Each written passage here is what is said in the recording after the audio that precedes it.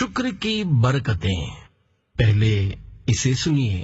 اشقان رسول کی دینی تنظیم دعوت اسلامی کی مجلس المدینۃ العلمیہ اسلامک ریسرچ سینٹر کی جانب سے چند سال پہلے 2 کتابیں الشکر للہ اردو نام، شکر کے فضائل اور جلد بازی کے نقصانات جاری ہوئی۔ ان دونوں کتابوں کو پڑھنا ہر مسلمان کے لیے بہت فائدہ مند ہے۔ الشکر للہ کتاب تقریباً 1150 سال پہلے کے عظیم بزرگ حضرت امام ابو بکر عبداللہ بن محمد قرشی المعروف امام ابن ابی دنیا رحمت اللہ علیہ کی ہے، جس کا اردو نام شکر کے فضائل ہے، جبکہ کتاب جلد بازی کے نقصانات المدینۃ العلمیہ کے شعبے اصلاحی کتب کی طرف سے تیار کی گئی۔ یہ دونوں کتابیں اپنے موضوع اور مضمون کے اعتبار سے بہت پیاری ہیں۔ امیر اہل سنت بانی دعوت اسلامی حضرت علامہ مولانا محمد الیاس عطار قادری دامت برکاتہم العالیہ نے مدنی مذاکرے میں چند بار شکر کے فضائل کتاب پڑھنے کی ترغیب ارشاد فرمائی ہے۔ الحمدللہ اس رسالے میں ان دونوں کتابوں کے مختلف مقامات سے چند اہم باتیں جمع کی گئی ہیں۔ اس رسالے کے پڑھنے سے علم دین کا شوق رکھنے والوں کو دونوں کتابیں پڑھنے کا ذہن بنے گا۔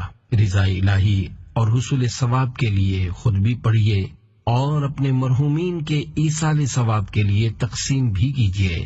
اللہ پاک ان کتابوں پر کام کرنے والوں کے علم و عمل میں خوب برکتیں عطا فرمائے اور ہمیں ان کتابوں کے فیضان سے مالا مال فرمائے۔ آمین بجاہ خاتم النبیین صلی اللہ علیہ وآلہ وسلم۔ الحمد للہ رب العالمین والصلاة والسلام علی خاتم النبیین، اما بعد فاعوذ باللہ من الشیطان الرجیم، بسم اللہ الرحمن الرحیم۔ شکر کی برکتیں۔ دعائے عطار۔ یا رب کریم، جو کوئی 16 صفحات کا رسالہ شکر کی برکتیں پڑھ یا سن لے، اسے ہر حال میں صبر و شکر کرنے والا بنا اور اسے ماں باپ اور خاندان سمیت بے حساب بخش دے۔ آمین بجاہ خاتم النبیین صلی اللہ علیہ وآلہ وسلم۔ درود شریف کی فضیلت۔ فرمانے آخری نبی صلی اللہ علیہ وآلہ وسلم، اللہم صل علی محمد وانزلہ المقعد المقرب عندک یوم القیامہ۔ جو شخص یوں درود پاک پڑھے اس کے لیے میری شفاعت واجب ہو جاتی ہے۔ صلو علی الحبیب صلی اللہ علی محمد۔ شکر کے فضائل کتاب سے چند اہم باتیں۔ عظیم تابعی بزرگ حضرت امام حسن بصری رحمت اللہ علیہ فرماتے ہیں، بے شک اللہ پاک جب تک چاہتا ہے اپنی نعمت سے لوگوں کو فائدہ پہنچاتا رہتا ہے، اور جب اس کی ناشکری کی جاتی ہے تو وہ اسی کو ان کے لیے عذاب بنا دیتا ہے۔ مسلمانوں کے چوتھے خلیفہ حضرت مولا علی رضی اللہ عنہ نے اہل ہمدان میں سے ایک شخص سے ارشاد فرمایا، بے شک نعمت کا تعلق شکر کے ساتھ ہے اور شکر کا تعلق نعمتوں کی زیادتی کے ساتھ ہے، یہ دونوں ایک دوسرے کو لازم ہیں، پس اللہ پاک کی طرف سے نعمتوں کی زیادتی اس وقت تک نہیں رکتی جب تک بندے کی طرف سے شکر نہ رک جائے، نعمت موت تک باقی رہے گی۔ حضور نبی اکرم صلی اللہ علیہ وآلہ وسلم نے ارشاد فرمایا، اللہ پاک کسی بندے کو اہل، مال اور اولاد کی صورت میں کوئی نعمت عطا کرے، پھر وہ کہے ما شاء اللہ لا قوت الا باللہ، یعنی جو اللہ پاک چاہے، نیکی کرنے کی طاقت اسی کی توفیق سے ہے، یعنی شکر ادا کرے تو وہ اس میں موت کے علاوہ کوئی آفت نہیں دیکھے گا۔ شکر کی بنیاد۔ شکر کی اصل یہ ہے کہ آدمی نعمت کا تصور اور اس کا اظہار کرے، اور حقیقت شکر یہ ہے کہ منعم یعنی نعمت دینے والے کی نعمت کا اس کی تعظیم کے ساتھ اعتراف کرے اور نفس کو اس کا خوگر بنائے۔ یہاں ایک باریکی ہے، وہ یہ کہ بندہ جب اللہ پاک کی نعمتوں اور اس کے طرح طرح کے فضل و کرم و احسان کا مطالعہ کرتا ہے تو اس کے شکر میں مشغول ہوتا ہے، اس سے نعمتیں زیادہ ہوتی ہیں اور بندے کے دل میں اللہ پاک کی محبت بڑھتی چلی جاتی ہے۔ یہ مقام بہت برتر ہے، اور اس سے اعلیٰ مقام یہ ہے کہ منعم کی محبت یہاں تک غالب ہو کہ قلب کو نعمتوں کی طرف التفات یعنی توجہ باقی نہ رہے۔ یہ مقام صدیقوں کا ہے۔ اللہ پاک اپنے فضل سے ہمیں شکر کی توفیق عطا فرمائے۔ نعمت پر نعمت۔ حضرت ابو عقیل رحمت اللہ علیہ فرماتے ہیں کہ میں نے حضرت بکر بن عبداللہ رحمت اللہ علیہ کو فرماتے ہوئے سنا کہ بندہ جب بھی الحمدللہ کہتا ہے تو الحمدللہ کہنے کی برکت سے اس کے لیے نعمت لازم ہو جاتی ہے۔ میں نے پوچھا اس نعمت کا بدلہ کیا ہے؟ ارشاد فرمایا اس کا بدلہ بھی بندے کا الحمدللہ کہنا ہے، پس یہ کہتے ہی اس کے پاس ایک اور نعمت آ جائے گی، کیونکہ اللہ پاک کی نعمتیں ختم نہیں ہوتی۔ نعمتوں کی یاد سے محبت الہی میں اضافہ۔ حضرت ابو سلیمان واسطی رحمت اللہ علیہ فرماتے ہیں اللہ پاک کی نعمتوں کو یاد کرنے سے دل میں اس کی محبت پیدا ہوتی ہے۔ بارگاہ رب العزت میں حاضری۔ حضرت عبداللہ بن سلام رضی اللہ عنہ فرماتے ہیں بے شک اللہ پاک قیامت کے دن اپنے بندے کو اپنی بارگاہ میں حاضر کر کے اسے اپنی نعمتیں شمار کرائے گا۔ اتنا بیان کرنے کے بعد حضرت عبداللہ بن سلام رضی اللہ عنہ بہت روئے، پھر فرمایا میں امید کرتا ہوں کہ اللہ پاک بندے کو اپنی بارگاہ میں حاضر فرمانے کے بعد عذاب نہیں دے گا۔ خوف کی بات۔ اللہ پاک کے پیارے نبی صلی اللہ علیہ وآلہ وسلم نے ارشاد فرمایا جب تم دیکھو کہ اللہ پاک بندے کو اس کی نافرمانی کے باوجود اس کی خواہشات کے مطابق عطا کر رہا ہے تو یہ اس کی طرف سے اس کو ڈھیل ہے۔ حضرت داؤد علیہ السلام کا شکر۔ حضرت داؤد علیہ السلام نے اللہ پاک کی اس طرح حمد کی الحمدللہ حمدا کما ینبغی لکرم وجہ ربی جل جلالہ، یعنی اللہ پاک کے لیے ایسی حمد ہے جیسی اس کی عزت کے شایان شان ہے۔ تو اللہ پاک نے آپ علیہ السلام کی طرف وحی فرمائی اے داؤد تم نے فرشتوں کو مشقت میں ڈال دیا ہے، یعنی ایسی حمد فرشتے بھی نہیں کر سکے۔ ذکر الہی سے زبان تر۔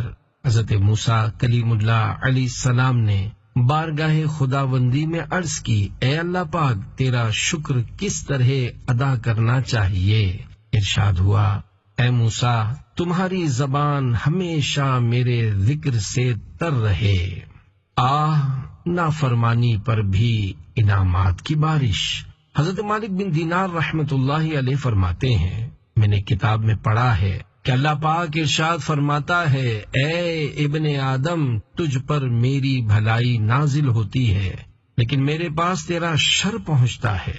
میں نعمتوں کے ذریعے تجھ سے محبت کا اظہار کرتا ہوں اور تو میری نافرمانیاں کر کے میرے ذکر سے غافل رہتا ہے، اور عزت والا فرشتہ ہمیشہ تیرا برا عمل ہی میرے پاس لے کر حاضر ہوتا ہے۔ مغفرت کی خوشخبری۔ فرمانے آخری نبی صلی اللہ علیہ وآلہ وسلم اللہ پاک کسی بندے کو نعمت عطا فرماتا ہے اور وہ اس بات کا یقین کر لیتا ہے کہ یہ اللہ پاک کی طرف سے ہے تو اللہ پاک اس کے لیے اس نعمت کا شکر ادا کرنا لکھ دیتا ہے، اور جب اللہ پاک گناہ پر بندے کی شرمندگی دیکھتا ہے تو اس کی مغفرت طلب کرنے سے پہلے ہی اسے بخش دیتا ہے۔ اور جب کوئی شخص دینار کے عوض کپڑا خرید کر پہنتا ہے اور اللہ پاک کا شکر ادا کرتا ہے تو اس سے پہلے کہ کپڑے اس کے گھٹنوں تک پہنچیں اللہ پاک اس کی مغفرت فرما دیتا ہے، بخش دیا جاتا ہے۔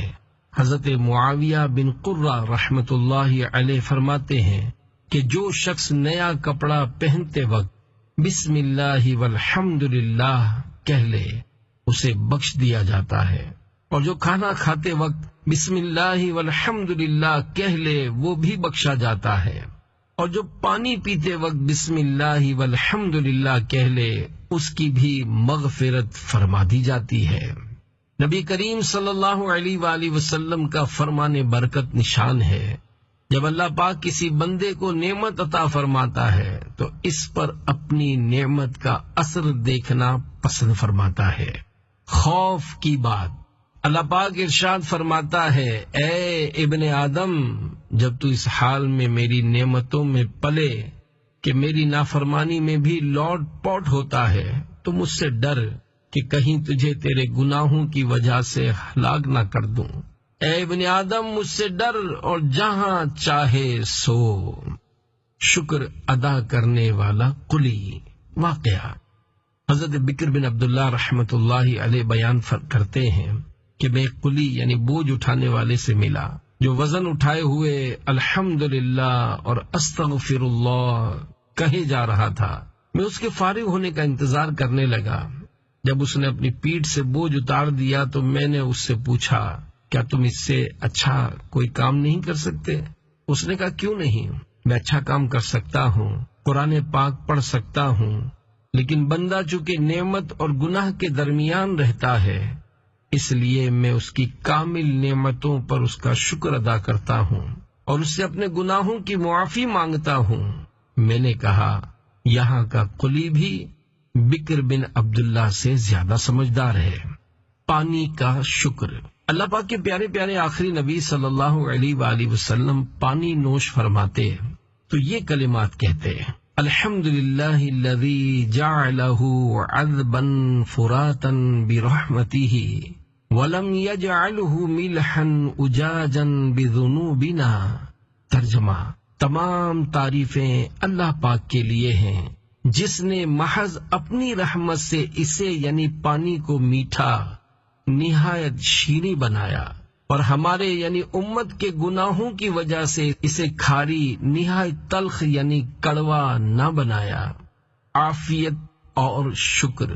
ایک عالم دین کا فرمان ہے، میں نے اپنے معاملے میں غور و فکر کیا تو عافیت و شکر کے علاوہ کسی بھلائی کو شر سے خالی نہ پایا۔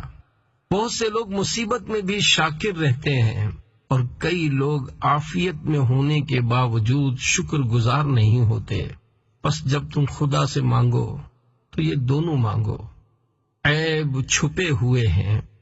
حضرت سفیان ثوری رحمت اللہ علیہ فرماتے ہیں، اللہ پاک کی طرف سے بندے کے عیوب کی پردہ پوشی عافیت کی علامت ہے۔ ہلاکت سے محفوظ۔ حضرت ابو العالیہ رفیع بن مہران رحمت اللہ علیہ فرماتے ہیں، مجھے امید ہے کہ نعمت پر اللہ پاک کا شکر ادا کرنے والا اور گناہ کی معافی مانگنے والا بندہ ہلاک نہیں ہوگا۔ نعمت کی قدر۔ اللہ پاک کے محبوب صلی اللہ علیہ وآلہ وسلم نے ارشاد فرمایا، جب تم میں سے کوئی اللہ پاک کی نعمتوں کی قدر جاننا چاہے تو اپنے سے کم نعمت والوں کو دیکھے، زیادہ والوں کو نہ دیکھے۔ آئینہ دیکھ کر پڑھنے کی دعا۔ نبی مکرم صلی اللہ علیہ وآلہ وسلم جب آئینے میں اپنا رخ انور دیکھتے تو یہ دعا پڑھتے، الحمدللہ الذی سوى خلقی فعدلہ وکرم صورت وجہی وحسنہا وجعلنی من المسلمین۔ یعنی تمام تعریفیں اللہ پاک کے لیے ہیں جس نے درست طریقے سے میری تخلیق فرمائی، میرے چہرے کو مکرم اور خوبصورت بنایا اور مجھے مسلمانوں میں شامل رکھا۔ مصیبت میں نعمت۔ حضرت حبیب بن عبید رحمت اللہ علیہ فرماتے ہیں، اللہ پاک بندے کو کسی بھی مصیبت میں مبتلا فرماتا ہے تو اس میں اس کی نعمت بھی ہوتی ہے، اور وہ یہ کہ اللہ پاک نے اس کو اس سے سخت مصیبت میں مبتلا نہیں فرمایا، حالانکہ اگر وہ چاہتا تو اس سے بھی سخت مصیبت میں گرفتار کرتا۔ مصیبت آنے کا سبب۔ حضرت وہب بن منبہ رحمت اللہ علیہ فرماتے ہیں، مصیبت اس لیے نازل ہوتی ہے تاکہ اس کے سبب بندہ رب کی بارگاہ میں دعا کرے۔ نعمتوں پر شکر کرنا رب کو پسند ہے۔ تمہارا رب اس بات کا زیادہ حقدار ہے کہ تم خود کو اس بات کا عادی بناؤ کہ اس کی نعمتوں پر اس کا شکر بجا لاؤ۔ وہ تم پر پہلے بھی احسان کرتا رہا، اب بھی کرے گا۔ اللہ پاک کی قسم، اس کا شکر ادا کرنا بندوں کو بدلہ دینے سے بہت آسان ہے، کیونکہ وہ بندوں سے اتنے شکر پر راضی ہو جاتا ہے کہ وہ اس کی حمد کریں۔ ایمان پر شکر الہی۔ حضرت احمد رحمت اللہ علیہ فرماتے ہیں، میں نے حضرت ابو معاویہ اسود رحمت اللہ علیہ سے عرض کی، اے ابو معاویہ، ایمان اللہ پاک کی کتنی بڑی نعمت ہے، ہم اس سے دعا کرتے ہیں کہ وہ ہم سے یہ نعمت واپس نہ لے۔ انہوں نے ارشاد فرمایا، نعمت عطا کرنے والے پر حق ہے کہ وہ جس کو نعمت عطا فرمائے پوری عطا فرمائے۔ حضرت ابو معاویہ اسود یمان رحمت اللہ علیہ نے فرمایا، اللہ پاک سب سے بڑا کریم ہے کہ جو نعمت عطا فرماتا ہے پوری عطا فرماتا ہے، کوئی عمل کرواتا ہے تو قبول فرماتا ہے، ایک شخص کی برکت سے سب کی حاجتیں پوری۔ حضرت عبد الرحمن بن زید بن اسلم رحمت اللہ علیہ ارشاد فرماتے ہیں، اجتماع میں کبھی ایک شخص ایسا ہوتا ہے کہ وہ اللہ پاک کی حمد کرتا ہے تو تمام شرکائے اجتماع کی حاجتیں پوری کر دی جاتی ہیں۔ سب سے چھوٹی نعمت۔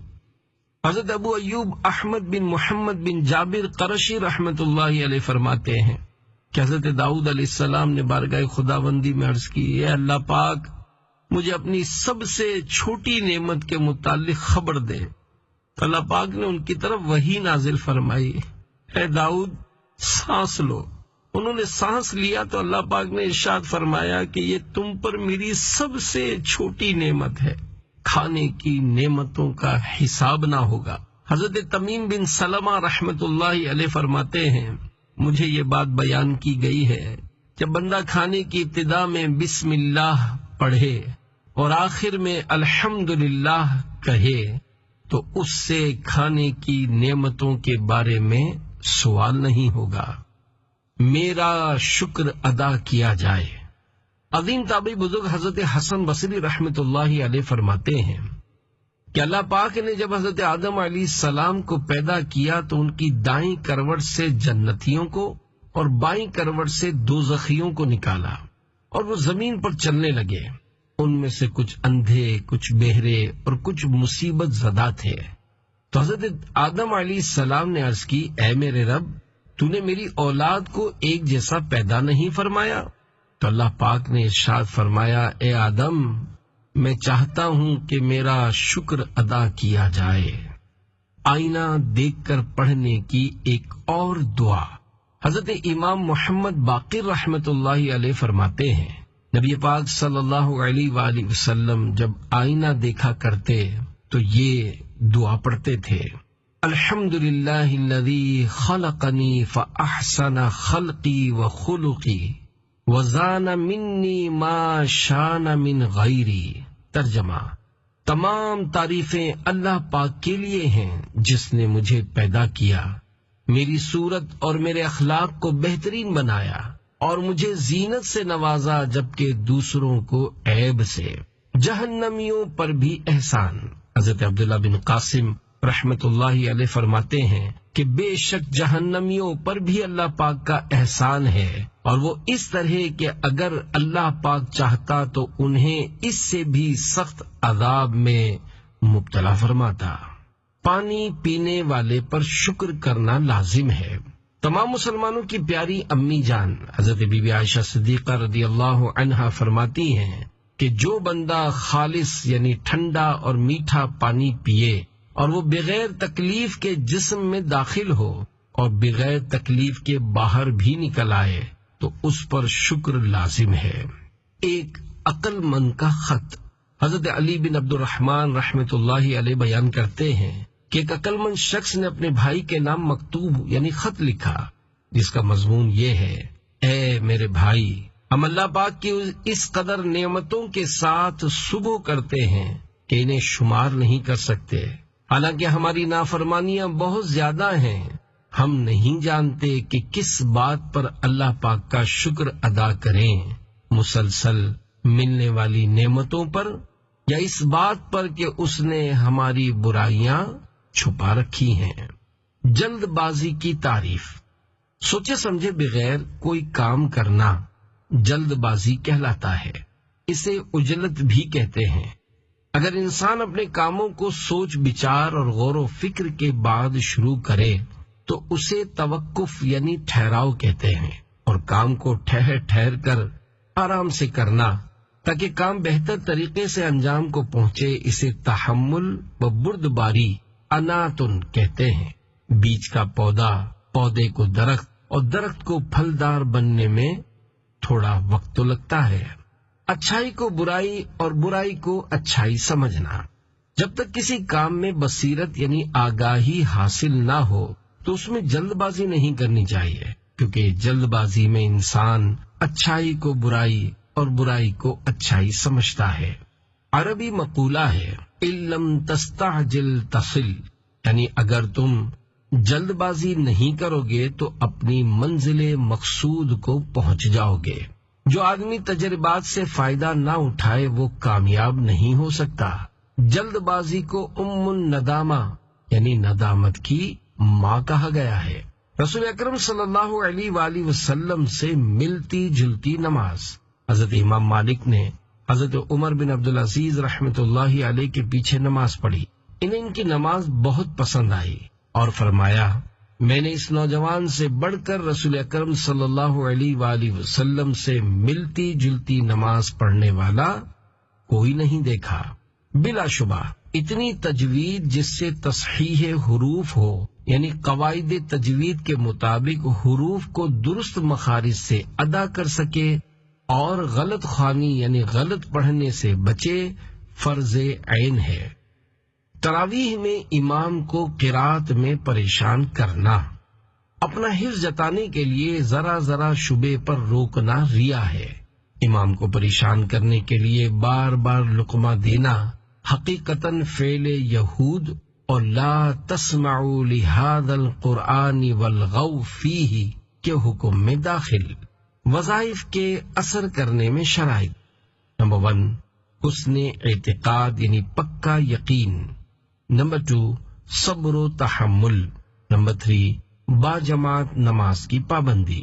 عظیم صحابیہ حضرت اسماء بنت ابو بکر صدیق رضی اللہ عنہما فرماتی ہیں، نکاح کرنا عورت کو کنیز بنانا ہے، لہذا غور کر لینا چاہیے کہ وہ اپنی بیٹی کو کہاں بیاہ رہا ہے۔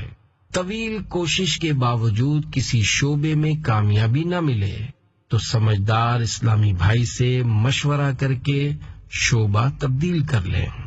لذت کی وجہ سے گناہ نہ کرو، لذت کی وجہ سے گناہ نہ کرو، لذت ختم ہو جائے گی، گناہ باقی رہ جائے گا، اور مشقت کی وجہ سے نیکی نہ چھوڑو، مشقت ختم ہو جائے گی، نیکی باقی رہے گی۔ جاہل کی صفات، کثرت الالتفات و سرعت الجواب، یعنی بہت زیادہ ادھر ادھر دیکھنے اور جواب دینے میں جلدی کرنے والا۔ اعتماد کی فضا کا خاتمہ، کسی مذہبی تحریک سے وابستہ افراد میں بدگمانی آ جائے تو نگران و ماتحت کے درمیان اعتماد کی فضا ختم ہو جاتی ہے۔ بعض اوقات کام دیکھنے میں برا لگتا ہے مگر حقیقت میں ایسا نہیں ہوتا، کیونکہ ممکن ہے کہ کرنے والا اسے بھول کر رہا ہو یا دیکھنے والا ہی غلطی پر ہو۔ دیر سے پہنچنا نہ پہنچنے سے بہتر ہے۔ جلد بازی بنا بنایا کھیل بگاڑ دیتی ہے۔ اصلاح کا انداز، صحابی رسول حضرت ابو درداء رضی اللہ عنہ نے فرمایا، لوگوں کے سامنے کسی کو سمجھانا ذلیل کرنا ہے، جبکہ تنہائی میں سمجھانا مزین یعنی سنوارنا کرنا ہے۔ خواہش کا جواب، حضرت عمر بن عبدالعزیز رحمۃ اللہ علیہ سے پوچھا گیا، ما تشتہی یعنی آپ کی کیا خواہش ہے؟ فرمایا، ما یقض اللہ یعنی جو اللہ پاک کا حکم ہو۔ انسان کے فضل و کمال کا جوہر یعنی قابلیت بولنے کے بعد ہی ظاہر ہوتا ہے۔ حضور اکرم صلی اللہ علیہ وآلہ وسلم نے فرمایا، کام تدبیر یعنی سوچ بچار سے اختیار کرو، پھر اگر اس کے انجام میں بھلائی دیکھو تو کر گزرو، اور اگر گمراہی کا خوف کرو تو باز رہو۔ شرح حدیث، جو کام کرنا ہو پہلے اس کا انجام سوچو پھر کام شروع کرو۔ اگر تمہیں کسی کام کے انجام میں دینی یا دنیاوی خرابی نظر آئے تو کام شروع ہی نہ کرو، اور اگر شروع کر چکے ہو تو باز رہ جاؤ، اسے پورا نہ کرو۔ حدیث پاک میں ہے، اطمینان ہر چیز میں ہو سوائے آخرت کے کام میں۔ شیطان کار خیر یعنی بھلائی کے کام میں تاخیر کروا کر پھر اس سے رکوا دیتا ہے۔ جنابت یعنی غسل فرض ہونے کی حالت میں کم از کم وضو کر کے سوئیے۔ ہماری شریعت میں ہے جس پر غسل واجب ہے اسے چاہیے کہ نہانے میں تاخیر نہ کرے۔ اگر اتنی دیر کر چکا کہ نماز کا آخر وقت آ گیا تو اب فوراً نہانا فرض ہے، اب تاخیر کرے گا گناہگار ہوگا۔ حدیث پاک ہے، جس گھر میں جنبی یعنی بے غسلہ ہو وہاں رحمت کے فرشتے نہیں آتے۔ حدیث پاک میں ہے، توبہ میں تاخیر سے بچو کہ موت جلد آ جاتی ہے۔ کسی کی اصلاح میں دیر نہ کیجیے، کسی کو برائی میں مبتلا دیکھ کر احسن انداز میں نرمی اور شفقت کے ساتھ اس کی اصلاح میں دیر نہ کیجیے۔ اگر نماز جمعہ سے قبل جنازہ تیار ہو جائے تو جماعت کثیر کا انتظار نہ کرنا چاہیے بلکہ جنازہ پڑھ لیجیے۔